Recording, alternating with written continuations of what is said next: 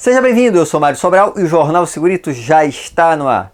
E hoje vamos continuar falando sobre a NHO01, a NHO de ruído, tá? A gente vai falar um pouquinho da avaliação e um pouco da especificação do dosímetro. Então bora começar aqui, ó. A avaliação do ruído deverá ser feita de forma a caracterizar a exposição de todos os trabalhadores considerados no estudo. Então se eu tenho lá no setor 100 trabalhadores, óbvio, né? Eu tenho que considerar a avaliação de todos. Mas fica difícil eu fazer isso de forma individual. Aí o que a norma fala? É fazer por grupo homogêneo. Se for possível, eu faço por grupo homogêneo. Como é que funciona isso? Imagina que eu tenho 10 trabalhadores e de acordo com a minha avaliação, eles têm a mesma exposição. Então, se eu pegar um deles, teoricamente, é representativo essa exposição dos demais. Só que ele continua falando o seguinte: havendo dúvidas quanto à possibilidade de redução do número de trabalhadores a ser avaliada, a abordagem deve considerar necessariamente a totalidade dos expostos do grupo. Então eu falei que eu tinha 10 trabalhadores.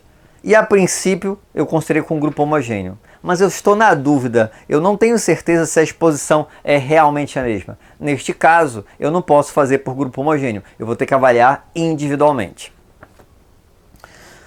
E o conjunto de medições deve ser representativo das condições reais de exposição ocupacional do grupo de trabalhadores. Então imagina o seguinte: você fez a avaliação num período que determinada máquina estava desligada, ou a produção daquele dia foi menor ou foi muito maior. Percebe que isso não foi uma avaliação que representa a verdadeira exposição daqueles trabalhadores. Então tem que avaliar isso. Não basta chegar lá num dia com um dosímetro, colocar um trabalhador, tá pronto, tá certo só porque foi com dosímetro. Não, tá? Eu preciso saber se aquela exposição era realmente representativa.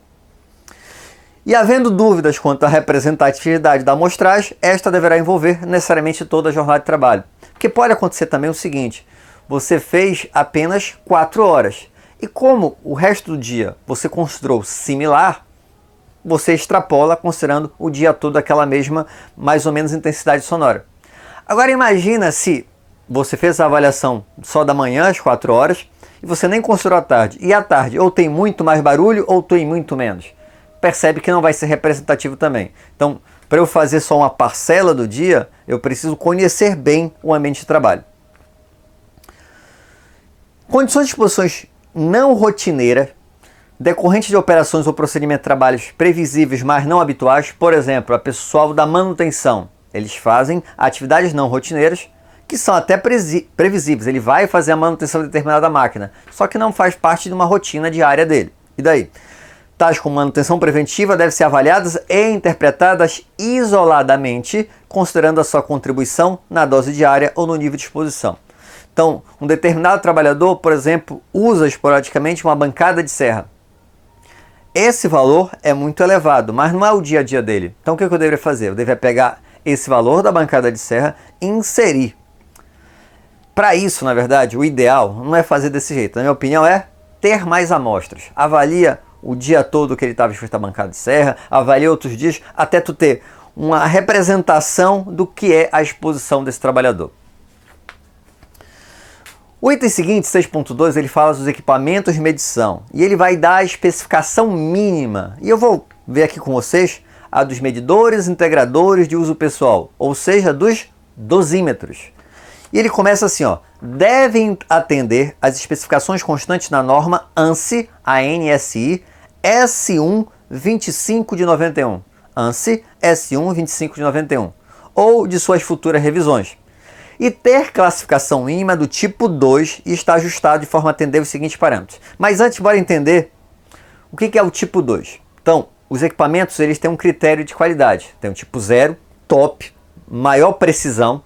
Tipo 1 já tem um errozinho, tipo 2 já tem um erro muito maior e o tipo 3 maior ainda. Ele está dizendo que no mínimo tem que ser tipo 2. Lá no manual do equipamento você vai ter essa especificação.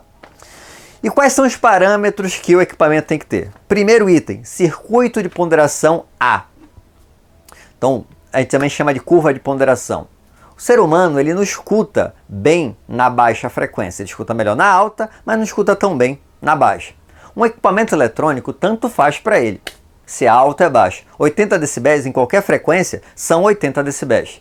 Então, para que o equipamento tenha uma percepção do ruído similar ao nosso ouvido, e a gente consiga fazer essa leitura, ele te coloca lá numa curva de ponderação, numa curva de correção. E essa curva de ponderação é a curva A, tá?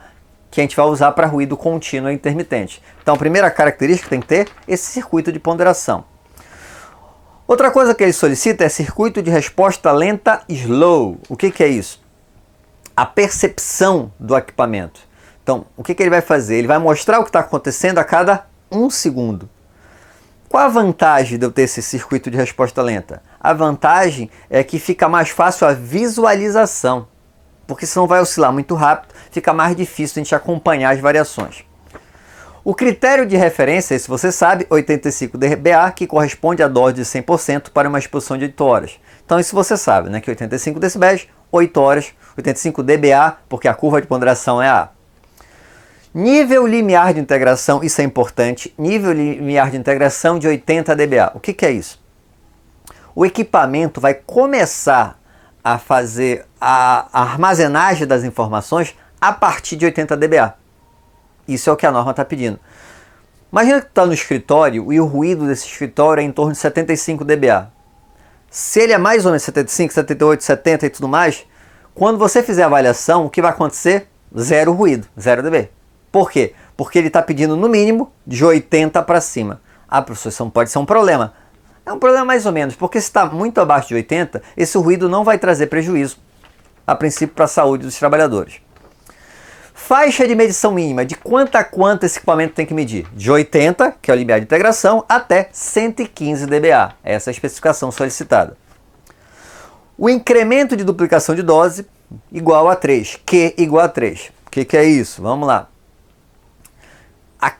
Como a nossa escala não é linear, tá? Então a escala de ruído não é linear, é uma escala logaritmada. Então eu não posso pegar, por exemplo, 80 mais 80 e somar direto, que vai dar 160? Não vai dar. 80 mais 80, considerando o fator de dobra 3, vai dar 83, porque dobra a intensidade do ruído a cada 3 decibéis. Isso é o fator de dobra que a NHO pede para considerar. Por exemplo, lá na NR15, eles consideram o fator de dobra 5. Então ele está falando aqui para atender a NHO, fator de dobra 3. E indicação da ocorrência de níveis superiores a 115 dBA. Lembra que a faixa de medição vai de 80 a 115. Mas eu tenho que ter a indicação de quando passou, deu pico acima de 115, é importante a gente saber, porque vai ser um ruído muito elevado e a gente tem que ter essa informação. Então essas são as características mínimas que o meu dosímetro tem que ter de acordo com o NHO 01. Em relação aos calibradores acústicos, então vou ter que calibrar esse equipamento, ele vai falar o seguinte, ó, os equipamentos utilizados na calibração dos medidores de pressão sonora devem atender as especificações da norma ANSI, ANSI, S140 de 1984 ou a IEC, a IEC 942 de 1988.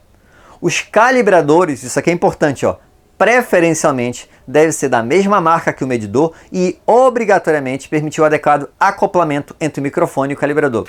Porque se não tem o acoplamento correto, o que vai acontecer? Pode ter uma folga, alguma coisa, e a calibração não vai ser perfeita. Então a gente tem que tomar cuidado com isso e verificar se o equipamento é compatível caso sejam de marcas diferentes. E você sabe que todo vídeo tem indicação de um livro. Além da NHO 01, que eu vou colocar na descrição do vídeo o link para você chegar a ela, eu indico esse livro também, que é da Fundacentro, ó, Estimativa de exposições a ruído, Estimativa de exposições não contínuas a ruído da Fundacentro. Esse livro eu tenho ele físico, mas você também encontra ele digital e eu também vou colocar na descrição do vídeo.